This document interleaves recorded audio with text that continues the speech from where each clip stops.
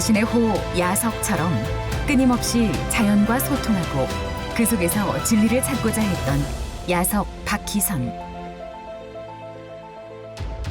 범상치 않은 풍모와 상대방의 흉중을 꿰뚫어보는 것만 같은 눈빛은 지금까지도 그를 비범한 인물로 각인되게 한다. 박 선생님 한마디로 표현한다면은 대전을 중심으로 한 충청권의 문학의 씨를 뿌리신 분이다. 인간적인 측면에서 봤을 적에 물질을 초월하신 분이에요. 부처의 마음을 담고자 이렇게 사신 분이 아닌가 저희들은 그렇게 생각하죠. 시인이자 독립운동가이며 불교학자였던 야석 박희선. 박희선 선생의 그 생애는 좀 특이합니다. 초등학교 4학년 때부터 독립운동을 시작을 했어요. 담임 선생인 일본인 선생이 그 한국인을 모욕하는 발언을 참 많이 했다고 해요. 그래서 일본인에 대한 적개심을 가지고 그 일본인 교사 추방운동을 시작을 했습니다. 이후 당시 수재들이나 갈 수 있었다는 전주사범 심상과에 입학한 박희선은 조선어 학과가 폐지된 데 대해 항의하는 글을 썼다가 퇴학을 당하고 1943년 9월 일본 고마자와 대학 불교학과에 입학하게 된다. 거기에서 한 1년여 다니다가 그 일본군으로 차출이 돼서 일본군에 입대를 하고 심한 훈련을 받고 중국으로 파견을 돼서 일군에 근무를 하게 됩니다.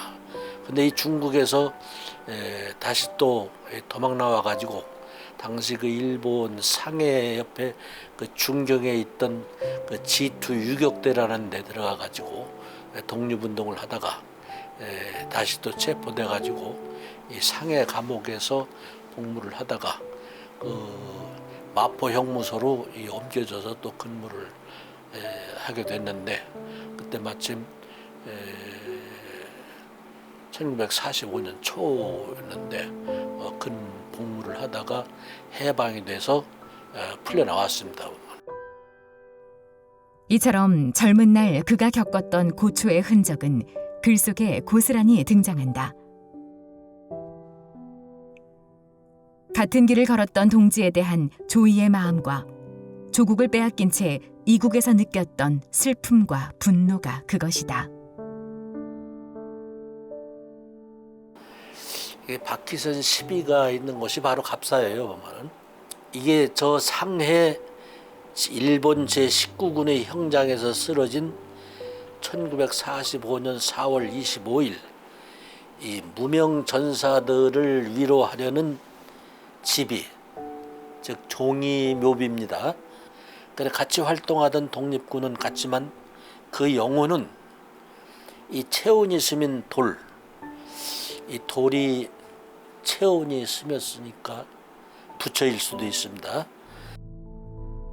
박희선이 문학의 길에 들어선 것은 1946년 정훈, 박용래 등과 함께 시동인지 동백을 창간하고 산수병의 신화를 발표해 이름을 알리면서다. 이분의 그 일생이라는 것이 항일운동에서부터 시작이 되어져서 해방 이후 대전문단, 충청권 문단의 문학활동을 전개하기 시작한 최초의 인물이며 처음부터 문단활동을 재개한 분이다. 이렇게 볼 수가 있겠습니다. 박희선 시인의 시 속에 흐르는 정서는 현실 속의 비현실에 대한 고뇌라고 할 수 있는데 그 고뇌는 이 동강난 조국의 실상을 보고 느끼는 가슴에서 생성되는 것이 주류를 이루고 있으며 그의 고뇌의 세계는 이 빛을 추구하는 이상의 세계로 승화된다고. 너무 넓고 깊어서 이해하기 어려운 그의 시 세계는 아직도 대중의 접근을 쉽게 허락하지 않고 있지만 많은 후학들이 야석 선생이라 부르며 따르는 존경과 경외의 대상이었다.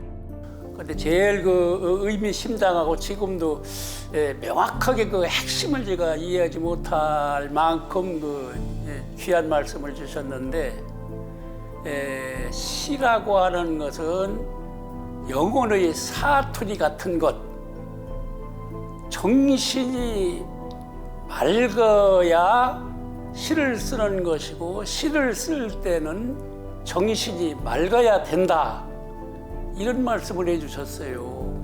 1960년대 초반부터는 길에서 삶을 이끌었고 길에서 잠자며 고통과 번뇌를 벗고자 하는 그런 그 해탈 심리를 갈고 닦았다고 이렇게 생각이 됩니다. 이러한 이 고통과 고뇌, 이것을 벗어날 수 있는 길이 바로 불교 해탈의 길이라고 생각하고 불교에 입문했다는 그런 생각입니다. 한 줄의 사연도 땀과 눈물 없이 쓴 글은 가짜라고 역설했던 야석 박희선을 기억하는 문우들은 시대의 야인이자 문인이며 풍수지리에 능통하고 불교에도 조예가 깊었던 그의 삶이 잘 알려지지 않았음을 가슴 아파한다. 야석 선생은 재력도 없고 문단 권력도 없고, 그래서 그를 위대한 문인이라고 알아보는 사람도 극히 드뭅니다. 그럼에도 불구하고 그는 빼어난 문인입니다. 오직 글만 쓴 문인입니다.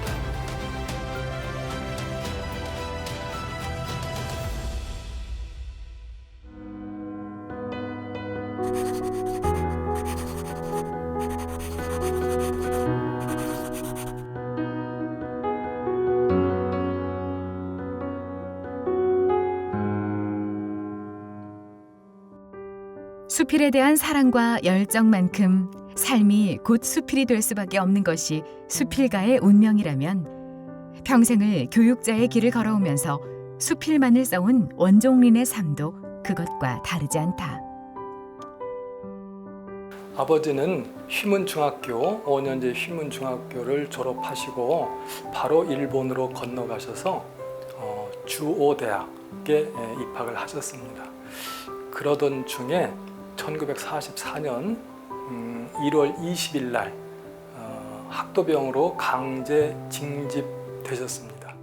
원종린은 우리 민족의 순환기, 그 역사의 중심에서 학교를 다녔고 일제하에서 강제 징집돼 군대 생활을 하던 중 중경 임시정부 망명을 모의하다 같은 동포에 의해 옥고를 치르는 등 파란만장한 시련기를 겪었다.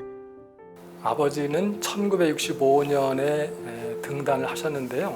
이때만 해도 그 200자 원고지에 수필을 쓰셔서 출판사로 제공을 하던 시절이었습니다. 그래서 문구점에서 200자 원고지를 많이 사다가 옆에 이제 쌓아두시고 이렇게 집필을 하셨는데 그 파지가 생기지 않겠습니까? 그럼 그거 버리기가 아까우셔가지고 그것을 그 두루마리 형태로 이렇게 붙이셨어요. 풀로 2장, 3장을 붙여서 길게 한 장을 만드셔서 거기에 초안을 잡으셨어요. 초안은 이제 검은색 연필을 볼펜을 주로 쓰셨고 수정하실 때는 정정하실 때는 반드시 붉은색 그 펜을 사용을 하셨습니다. 현대문학을 통해 수필가로 등단한 그는 1977년 구인 수필집 한 잔차에 잠긴 세월을 낸 이후 하늘 높이 차올리는 구두, 사랑과 미움, 녹음일기, 태양의 계절, 홀가분한 마음으로, 스치고 지나가는 바람 등 수많은 작품을 남겼다. 수필이라고 하는 장르를 통해서 예술을 이렇게 성화시킨 그러한 분으로 저는 아주 흠모하고 있습니다. 미물까지도 이렇게 사랑을 많이 하거든요. 그래서 그 작품 속에 보면 개인적인 그러한 얘기보다는 사람과 사람 사이의 관계, 또 사람과 자연 사이의 관계, 또 사람과 조국과의 관계, 이런 것들까지 총망라해서 작품을 이렇게 쓰셨어요. 그래서 비유라든가 은유 이런 것들을 통해서 독자들에게 계속 질문을 이렇게 던져주시는 그러한 분이셨고요. 원종린 선생은 참 인정이 있으시고 다정다감하시고 그렇기 때문에 항상 꾸밈이라고 하는 것은 없었어요. 거짓이라고 하는 걸 못 보고 만나 뵐 때마다 항상 웃음으로 이렇게 대해주셨어요. 원종리는 그의 수필론에서 역사를 말하지 않고 역사가 표현되고 철학을 말하지 않고 철학이 우러나와야 한다라고 말했다. 이렇듯 그의 수필은 사실과 진실이 글 속에서 녹아 흐르는 강과 같았다. 원종리는 수필 문학 발전에 기여한 공로를 인정받아 1989년 국민훈장 모란장 수상, 1991년 제1회 월간 수필 문학 대상, 2003년 문학사랑 대상 수상, 2007년 제1회 대전예술상과 제1회 올해의 수필인상 등을 수상하였고 2006년에 모교 휘문 백년사에 수필가로 선정되는 영예를 아는 그는 평생을 바르게 또 수필 외길만 올곧게 걸어온 진정한 수필가로 한국 문단에 큰 족적을 남겼다. 여러 사람들이 이구동성으로 하는 말이 대한민국 수필계의 거봉이다. 호서 지역의 수필계의 대부시다. 이러한 말씀들을 하십니다. 이게 수필이라고 하는 장르를 한 단계 업그레이드 시키신 분이시다. 비교적 늦은 나이에 문학에 입문한 원종리는 생전에 글을 쓰는 것은 생애의 큰 보람이라고 말했다. 또한 문학은 문학다워야 하고 감동 있는 글을 쓰는 것이 문학이 나갈 길이라 말하며 후진 양성을 위한 역할과 그 책임을 다해왔다. 40주년을 맞이해서 다시 제자분들이 문학상을 제정해 줄 것을 요청을 하고 발기인 대회를 열어서 정관을 만들고 이렇게 시행회칙을 만들고 하니까 이번엔 아버지도 어쩔 수 없이 수긍을 하시고 1억을 기증을 하셨습니다. 그 이후에 또 1억을 기증을 하셔서 지금 2억으로 수필문학상을 운영을 하고 있습니다. 한평생 수필만을 써온 원종리는 마지막 순간까지도 펜을 놓지 않고 남아있는 모든 기운을 사르면서 글을 남겼다. 같이 그 고생했던 옥중의 동지들께 미안한 마음으로 미안한 마음을 가지시고 우리는 독립 무공자로서 떳떳한 삶을 사시겠다. 그래서 아버지가 그 세상에 남기신 마지막 수필 제목이 바로 독립 무공자의 변이셨습니다. 물론 병상에서 쓰셨는데요. 마지막 수필을 남기시고 세상을 드셨습니다. 우리 원종린 선생은 수필계의 빛나는 별로 오래도록 우리들이 가슴에 남아 계실 것입니다.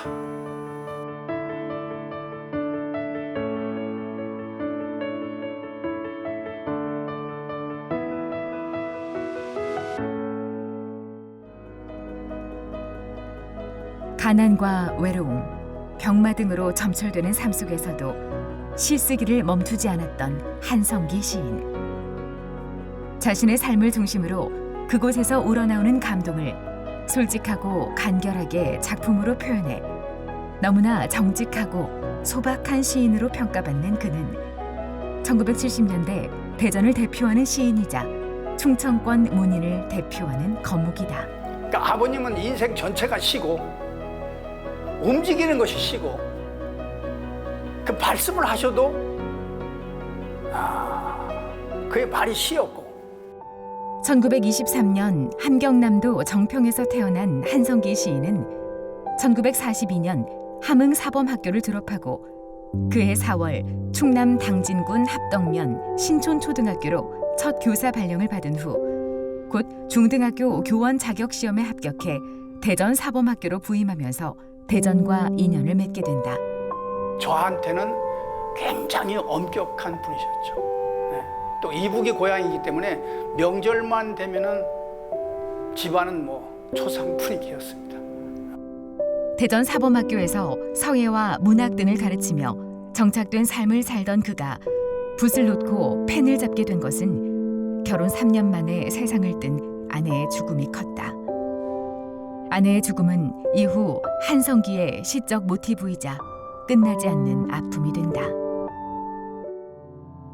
그 표지에는 비망록이라고 되어 있는데 여기에는 하루 일상적인 이야기라든가 또는 누가 어떤 찾아왔다든가 또는 누구를 만났다든가 누구하고 이렇게 서로 어떤 그 친분을 나눴다든가 그래서 거기에 대해서 여기에서 날씨라든가 이런 거에 또 나오면서 어떤 그 목사님의 그 설교라든가 또는 그 주요한 그러한 어떤 그 삶을 갖다가 그 마치 하루 중에서 여러 가지일 경우에는 한 줄씩 시행처럼 한 줄씩 요약해서 이렇게 놓기도 이렇게 했는데 이거는 그 순수한 일기라기보다도 그것을 삶의 그것을 종합적으로 이야기한 그러한 그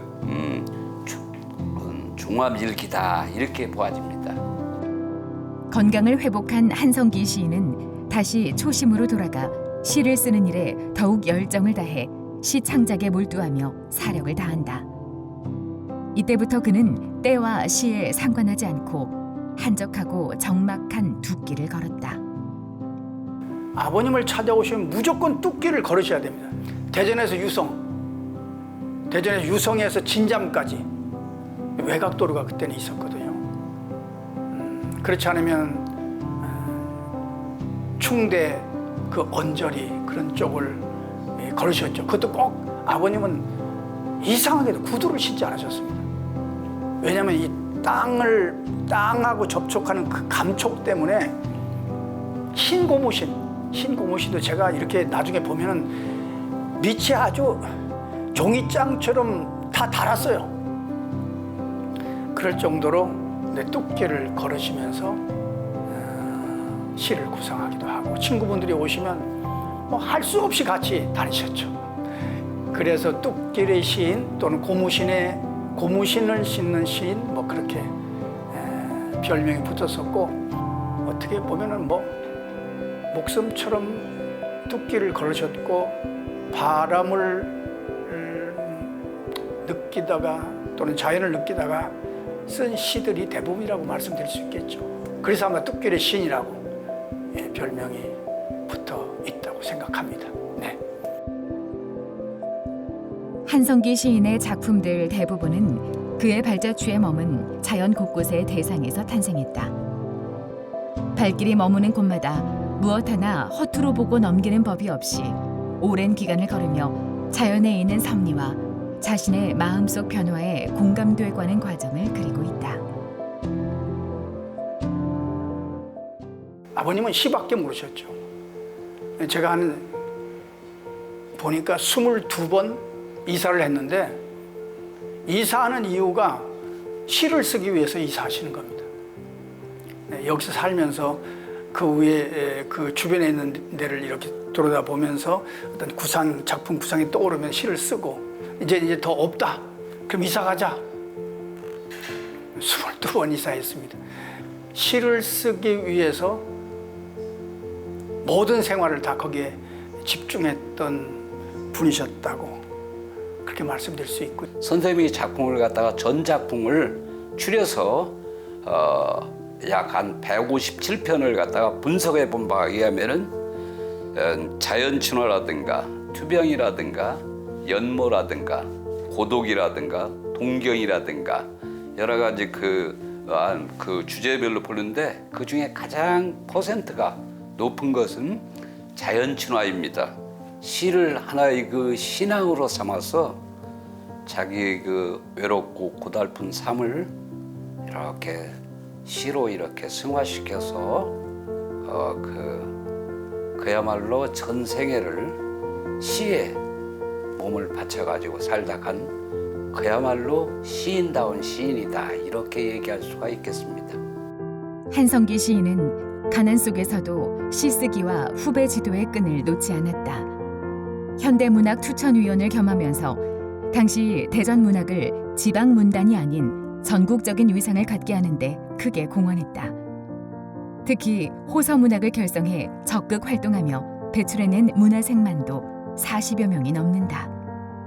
이분은 문단의 선배라고 할 수 있는 그러한 어른들을 섬기고 문으로서의 그 정을 이렇게 다지면서 후학들에 대해서는 아주 인간적으로 제자라든가 후학들에 대해서 인간적으로 무척 그 챙겨주시고 끌어주신 그런 분입니다.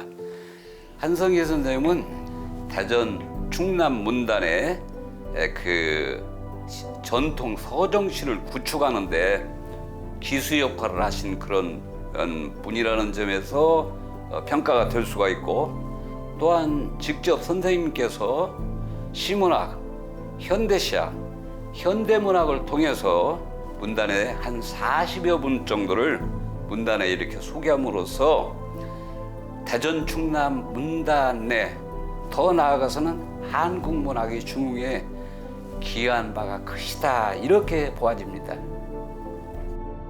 제가 아들로서 정말 감사한 생각을 갖고 있죠.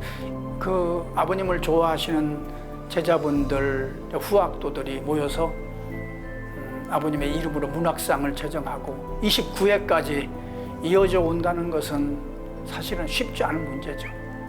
근데 꾸준하게 추모하고 기억하고 계신 분들이 계셔서 저는 참 오늘도 오면서 그런 생각했습니다. 야, 참 감사하다.